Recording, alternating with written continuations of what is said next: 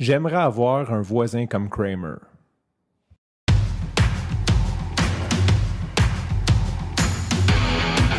Il aime le code. Il faut que la communication soit codée, mais de façon claire et transparente. La rigidité, c'est pas pour lui. Mon nom est Francis Parent-Valquette et vous écoutez le Sandro Show. Mais le plus important, c'est qu'il est bélier. Aujourd'hui, j'ai envie de te parler d'une série télévisée qui est sincèrement un classique. Je ne sais pas comment on appelle ça. Il y a un nom pour ça quand les séries sont devenues comme juste un icône, mais ça a un autre nom. Bref, j'ai oublié le nom et c'est la série Seinfeld.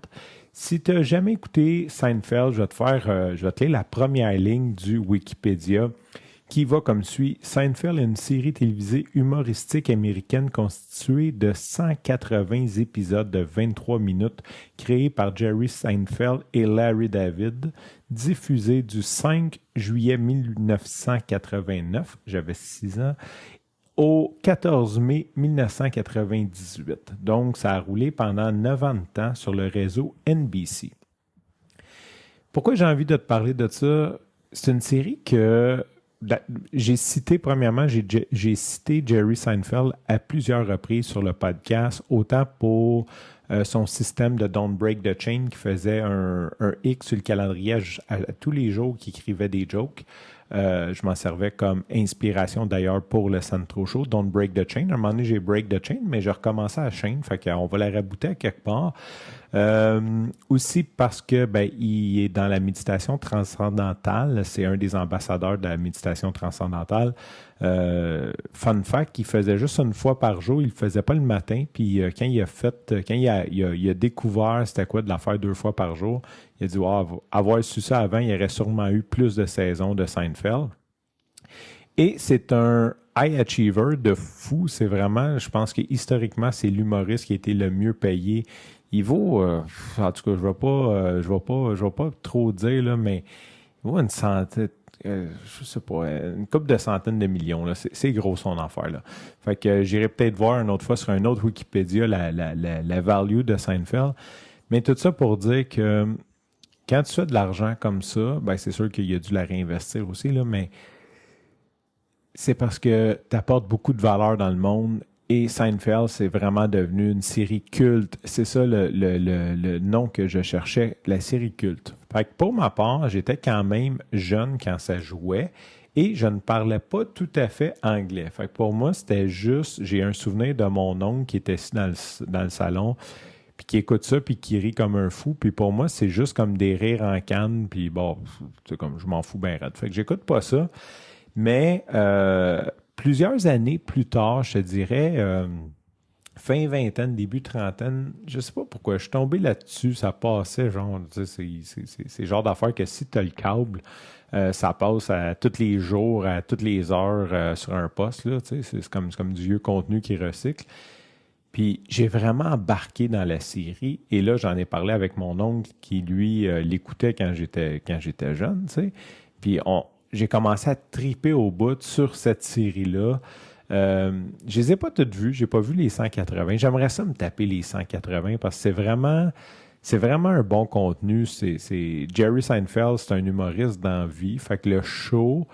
d'ailleurs, il y a un épisode, c'est très drôle, qui décrivent leur show, puis l'épisode s'appelle The Show About Nothing, puis il essaie d'aller vendre ça à un producteur, puis il est comme, mais il va se passer quoi dans le show? Puis il est comme, mais rien. Puis le producteur, il dit, personne ne va écouter ça. Il dit, non, il dit, ça va être bon. Mais là, il dit, qu'est-ce que vous allez faire? Il dit rien. Puis c'est comme le show About Nothing. Puis la joke, c'est que dans cette émission-là, c'est comme si eux allaient essayer de vendre leur propre show, puis personne n'y croit. Bref, super bonne série. C'est vraiment intéressant. Puis dans cette série-là, c'est ça, Jerry Seinfeld, c'est un humoriste dans la vie. Dans cette série-là, Jerry, c'est aussi un humoriste. Et on le voit, il est pas mal, il est sur scène. Fait que tu le vois comme faire, t'as comme des bloopers de lui qui travaille sur scène. Ensuite, tu le vois dans son appartement avec ses chums. Fait qu'il y a comme 3-4 chums là, core qui gravitent autour. Puis c'est pas mal juste ça. Ces chums sont tout le temps chez eux, puis ils jasent. Puis ben, là, il y en a un qui est névrosé au bout. L'autre, c'est son ex-blonde qui... En tout cas, fait qu'on entend ses histoires d'amour. Il est toujours un peu mal pris en plus. Il est toujours pogné pour aider quelqu'un. Il y a toujours de quoi qui va pas bien. Puis ils ont toujours un plan qui fait pas de sens. Puis... En tout cas, c'est juste un environnement qui est juste vraiment comme addictif. T'écoutes ça, puis c'est vraiment addictif. Mais c'est pas de ça que je veux te parler aujourd'hui. Je veux te parler de Kramer. Puis je pense que si tu as écouté Seinfeld, même si tu n'as pas écouté Seinfeld, c'est sûr que tu as dû le voir. Ça, c'est comme l'espèce de voisin, OK? Il reste comme d'un bloc appartement dans New York, là, comme vraiment comme un espèce de quartier un peu branché.